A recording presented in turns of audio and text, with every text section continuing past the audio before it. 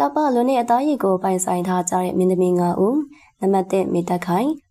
က2019ခုနှစ်နောက်ပိုင်းမှာအနုပညာလုပ်တွေကိုမလုပ်တော့ဘဲနိုင်ငံခြားကိုထွက်သွားခဲ့တာကြပါပြီ။နိုင်ငံခြားမှာပဲအင်တာဗျူးကနေထိုင်နေရပါ။အနုပညာလုပ်စင်တုန်းကဆိုရင်မေတက်ခိုင်ကအသားရည်ကအတော်လေးကိုဖြိုးဝန်းလွန်တာပါ။နေဘက်ကပရိသတ်တွေနဲ့တပ်ပုံတွေရိုက်ထားတဲ့ပုံတွေမှာဆိုရင်မေတက်ခိုင်ရဲ့အသားရည်ကဘယ်လောက်ဖြိုးလဲဆိုတာကိုအထင်သာမြင်တွေ့နိုင်ပါတယ်။မေတက်ခိုင်ကနိုင်ငံခြားသူတွေအရှုံးပေးရလောက်အောင်ပြုတဲ့အတွက်နိုင်ငံခြားမှာနေထိုင်ချိန်မှာလေမြန်မာလူတောင်သိမတင်ရပါဘူး။ဒါပြချက်စရာကောင်းတဲ့ရုပ်ရည်ပိုင်ဆိုင်ထားမှုမင်းသမီးလုံတုံးကပရိသတ်တွေအခိုင်အမာကိုရရှိခဲ့တာပါ။ဒါပြင်မေတက်ခိုင်ကပရိသတ်တွေအပေါ်မှာဆိုရင်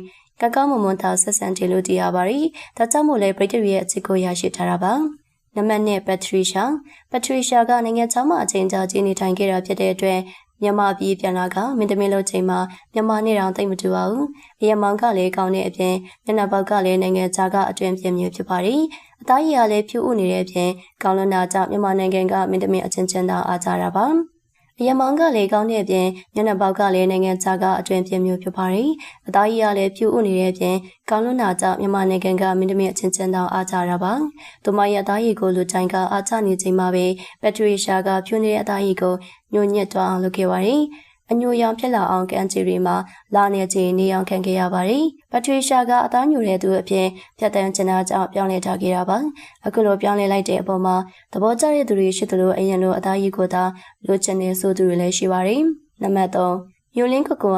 လန်စာနီဇော်ရဲ့သူဦးတီတော်သမင်ဖြစ်ကမင်းသမီးမလုပ်တာကြောင့်သူမရဲ့အသားရည်နဲ့ရုပ်ရည်ကြောင့်ပရိသတ်တွေရဲ့စိတ်ဝင်စားခြင်းကိုခံရပါတယ်။ဘူမရုပ်လေးတရုပ်လိုလာပါတဲ့မျိုးလင်းကိုကိုရဲ့အလားကိုလူတိုင်းကဟာခနဲ့လင်းခနဲ့ပြရတာပါဒီကိုလုံးကလည်းဖြိုးစွနေတဲ့အသားရည်ကိုပိုင်ဆိုင်ထားတဲ့အတွက်ရွှေအောင်စပင်နဲ့ဆိုထားတဲ့အချိန်တုန်းကဆိုရင်ပလတ်စတစ်ဘူမရုပ်လာလို့တော့တင်ကြပါတယ်အရာကန်ကြိုးပေးတွေနဲ့မျိုးလင်းကိုကိုကထူချတဲ့စိန်ကိုပိုင်ဆိုင်ထားတာပါမင်းသမီးလုပ်ဖို့ကြိုက်တွန်းကြပေမဲ့လင်းစာနေစောကသမင်းဖြစ်သူကိုအနုပညာလုပ်တွေပေးမလုပ်ပါဘူးနံပါတ်4မီဂ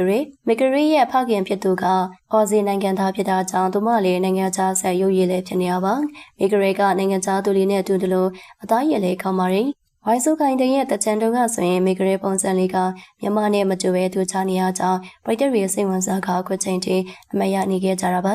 အခုလက်ရှိမှာဆိုရင်မီဂရီကအရင်ကတည်းကအများကြီးပူလာခဲ့တာပါရုပ်ရှင်ဇာတ်ကားတွေဆိုလည်းရိုက်ကမင်းသမီးလည်းစားလုပ်နေပါပြီမြန်မာနိုင်ငံကပရီတန်ဖန်တွေကတော့မီဂရီကို Miss Universe မြန်မာကိုစားပြုတရားဖြစ်စေချင်တာပါ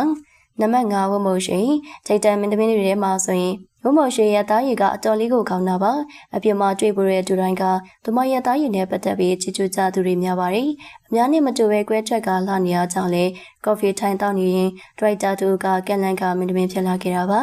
ဟုတ်ကဲ့ပါရှင်ဒီနေ့တင်ဆက်ပေးသွားတဲ့အကြောင်းလေးကတော့ဒီလောက်ပါပဲရှင်နောက်တစ်လည်းပရိသတ်တွေအတွက်စိတ်ဝင်စားဖွယ်ရာဇာတ်လင်းတို့ပညာရှင်သတင်းကြောင်းများကိုတင်ဆက်ပေးဦးမှာပြုလို့တစ်တော်ဗီဒီယိုတင်နိုင်မလို့တန်သိရှိနိုင်ဖို့အတွက်ဘေးနာချက်ပေးခေါင်းလောင်းလေးကလေးနှုတ်ထားပေးကြပါအောင်ရှင်အဆုံးထိအားပေးကြည့်ရှုမှုတက်လည်းကျေးဇူးအများကြီးတင်ပါတယ်